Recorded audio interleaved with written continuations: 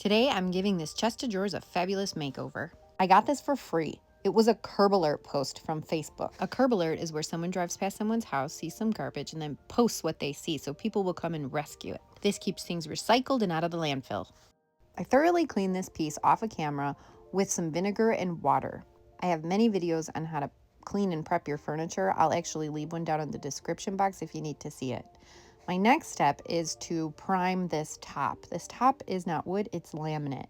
So I need to use a bonding primer. This helps my paint to adhere properly. Once I'm done with that, I'm gonna use this already made polyurethane mold from Redesign with Prima. I bought this a long time ago and just never had the right project for it. So it's actually pliable. You can bend it. You don't need to add any heat or anything. I'm using some of the DAP clear flexible sealant.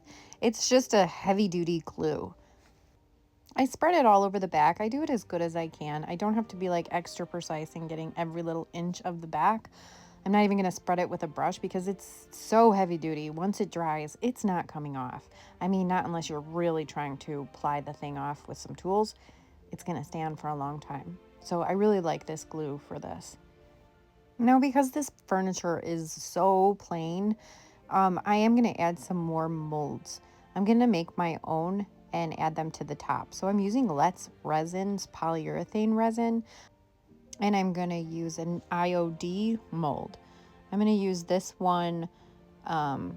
It's this one right here. I think that'll look really cute across the trim on the top.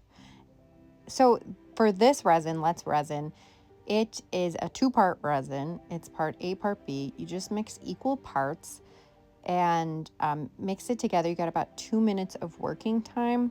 So I mix it for about 60 seconds and I could not get the part B open. So I actually had to drill a hole in the container. I have to say, I love this resin. I love, polyurethane resin. You can paint it. It's bendable while it's still warm. I love it, but the containers on this they're such a bad design. It needs like a spout or something because I always end up spilling it everywhere and it's just a nightmare. I mean, every time I've used it, so it's not just like a one-time thing that I had trouble.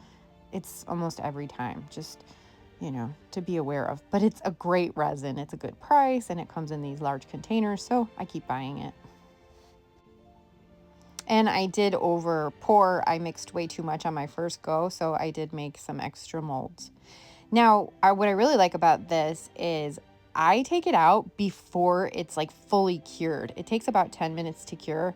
Mine takes a little bit longer because, I don't know, sometimes it just takes longer than that. But if you take it out like a minute before, it's flexible like this. So on the 4 corners of the top, and I have one right here that I made a long time ago. So I'm going to use that. It's really hard. You cannot bend it once it's hardened. So, but I have the 4 corners of the top of this and I need it to be flexible. So I'm working kind of quickly before it cures. You got about 5 minutes. If you take it out of the mold a little bit early, you got about 5 minutes of working time. So I'm going to put the one that's already cured on there first. And what I do is I use that same glue and I can tape them up there so they don't slide off and I can continue working like on the next one. I used between 12 and 14 of these molds, and you do have to make them one at a time. So in total, it took me about 25 minutes to make each, just with like the waiting time and putting them on and then pouring another, so it does take a while. But it's so worth it because they're so pretty. And then this last one, because it's pliable, I could also cut it with the scissors. So you can see the pattern doesn't exactly meet up. This is a repeating pattern, but I had to cut it and you can hardly tell. There's like a little chunk. There was a little chunk there extra, but you can't tell it all. And I put that in the back. I know I said the PU, the polyurethane resin, is paintable, but just in case, I always add a little bit of my bonding boss to it because I don't want anything chipping once I put the paint on. And for the base of this piece, I'm using Dixie Belle's Caviar. It's just the truest of the true black. And if you have a hard time opening your cans once you open them, if the paint dries on the seal, then you just kind of tap it on something. And I have hardly any paint in this. There's only like a quarter, and I need about 2.5 coats. But because I work with the water with this paint, it just a little goes a really long way. So I do end up with full coverage on the entire piece. Again, one of the reasons that I love this chalk mineral paint is because a little goes a long way when you're using the water mister. And it doesn't like water down the color. You know, I still have a great vibrant color. So for this piece, I got my inspiration from a pin I saw on Pinterest. There was this, it's totally AI, but I mean, you can get inspiration from anywhere. It's an AI photo of a girl with this beautiful dress. Here, let me show you. So it's a black base with a bunch of red, sort of orangish cream flowers, and then she has like bronze lace. And I saw this and I just fell in love and thought, oh my gosh, something like that on a piece of furniture would be absolutely gorgeous. So I'm actually pulling my inspiration straight from that dress. Not all my ideas come from my brain. I can pull inspiration from, like, I've pulled one from a cake, from movies, anywhere really. You know, you see something beautiful and then kind of think, hey, could that go on furniture? And then create it in your own way on how to make it go on the furniture. And then it really worked out because I have this transfer book. There's 8 sheets from IOD. It's called Collage de Fleurs. Collage de Fleurs. I hope I said that right. But it's a collage of beautiful flowers. Some of them have the orange tints in them and creams and reds.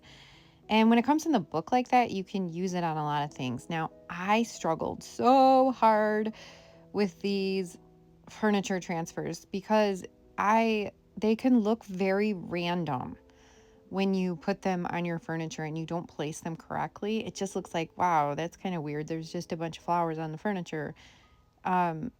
So I did struggle literally for weeks on how to place these. I cut them out and I just tried every which way possible.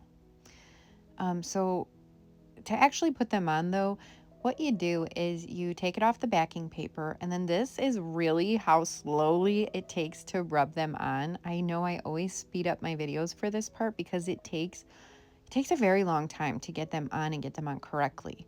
And it is a workout for your arms. But again, they're just so worth all the work. And in general, refinishing furniture is a lot of work.